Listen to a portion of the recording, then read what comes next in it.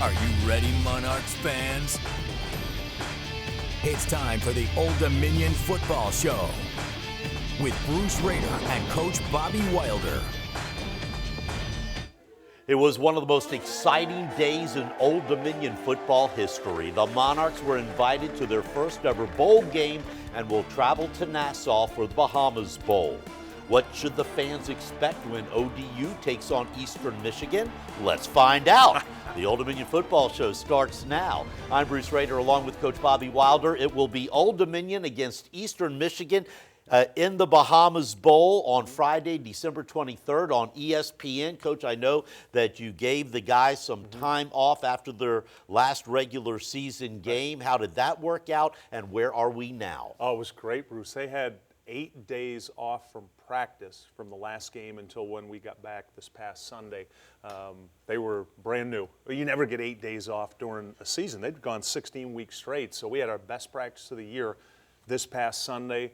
Followed it up this week with great practices. They're feeling much better. Our focus has been to go 1-0 in the classroom, but they're so much healthier now. All right, I saw on Twitter a beautiful picture from Atlantis taken from your hotel room last week. Tell us about your advanced trip down to Nassau. Yeah, I was part of a 5-person advanced team that this is set up by the Popeyes Bahamas Bowl. Both schools, they want you to come down because there's a lot of logistics, Bruce, that need to be worked out, not only with the property of Atlantis, but where you go in Nassau to practice, all the details of going through the airport. Remember, this is an international trip, so it's international rules. So all those details with a large travel party. But what an exceptional facility, Bruce. This is one of the top 5 resorts in the world, and me included, most of us have never been. It's going to be a great experience. All right. I ran into a fella at the store yesterday that I had never met, and he told me that he was heading down to the game. So I know it's challenging this time of year to go to the Bahamas, but we might have some Monarch fans. Yes, we will. I wish I could sneak all the Monarch fans in my travel bag. I wish there was a way I could get them. We'd like a few more than that, though. Oh, a lot more than that. The response has been incredible, Bruce. Since we announced this game, phone calls I've been getting, emails, just talking to people like you, meeting people that are trying to come. And, you know, I feel nobody feels worse than me, Bruce, for the people who badly want to come and can't. But we are going to have a really large contingent, and our people, Jenna Berger and our people in ODAF, are working to try to help the people in Nassau and on the island. We're trying to get a lot of Monarch fans with us for this one. Give them all T-shirts. Let's talk about your opponent. Aim high. That's right, aim high. Let's talk about your opponent, Eastern Michigan, from the Mid-American Conference, and their outstanding quarterback, Brogan Roback. Yeah, he's played really well, Bruce. He took over for their starter after the 5th week. When they were 4-1 right out the gate, their starter got injured, and he stepped in and has played really well. He's averaging, Bruce, 300 yards passing per game since the time he took over, and that's why they're 7-5. They're getting really good quarterback play.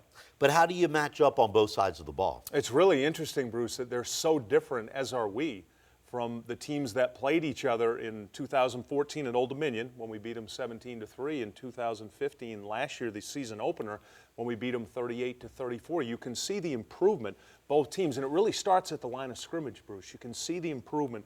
Both teams at the line of scrimmage. They average 30, they give up 30, they're solid in special teams. It's going to be a good matchup in this game. How about their defense?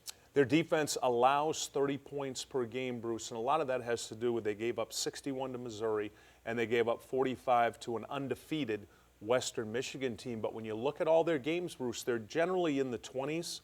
Right in that ballpark. They've had some really good, consistent games defensively, outstanding defensive end, and solid defensive backs. That's why they're much improved. But they haven't met David Washington and Ray Lowry and the rest of the Monarchs offense.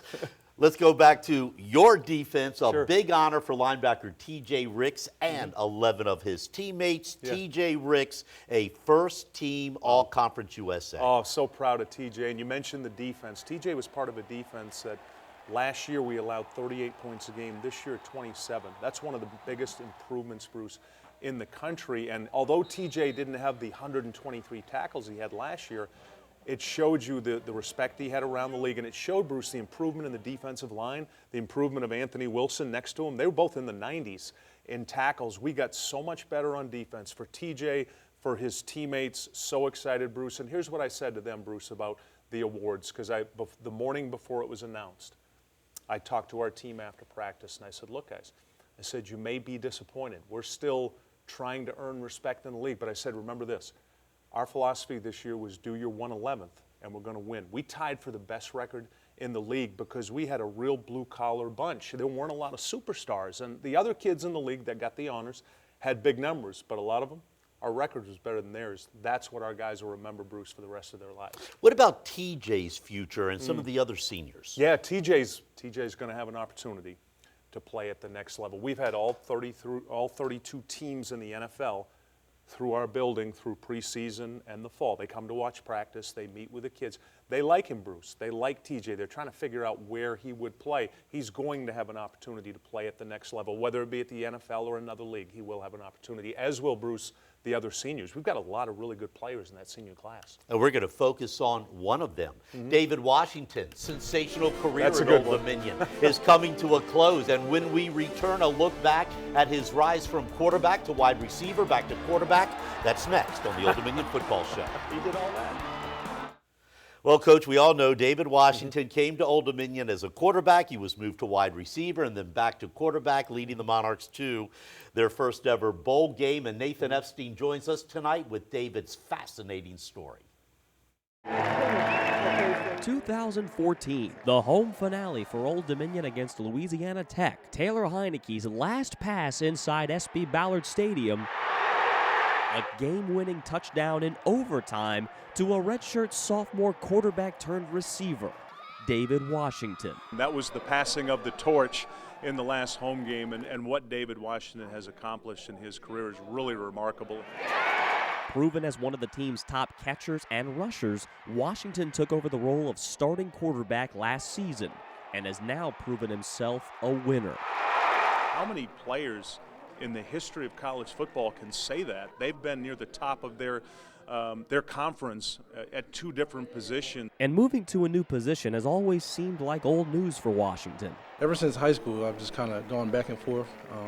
And then when I got here, Coach Water asked me, and I was like, absolutely. You know, I want to play, so I would have been a long snapper if they asked me to. He's thrown 40 career touchdown passes, caught 5 scores, and rushed for 2 more. I don't tell Dave this a lot, but I really look up to Dave. Zach Pascal is the team's leading receiver and has also proven to be a pretty dynamic rusher thanks to a certain fellow senior. I got that from Dave, and Dave don't know that because, he likes to get a little too big-headed, but, stuff like that just, inspires me to, accept my role and just do things that helps the team, and that's the type of player Dave is. I look up to Zach. I look up to Zach. I look up to TJ. Those are 2 guys I definitely look up to. From quarterback to receiver and back to quarterback. He's clearly our MVP. We don't have an MVP. We don't hand out individual awards, but he's the guy in our program everybody looks to lead us. David Washington will look for one final win in the Bahamas. I'm Nathan Epstein for the Old Dominion Football Show.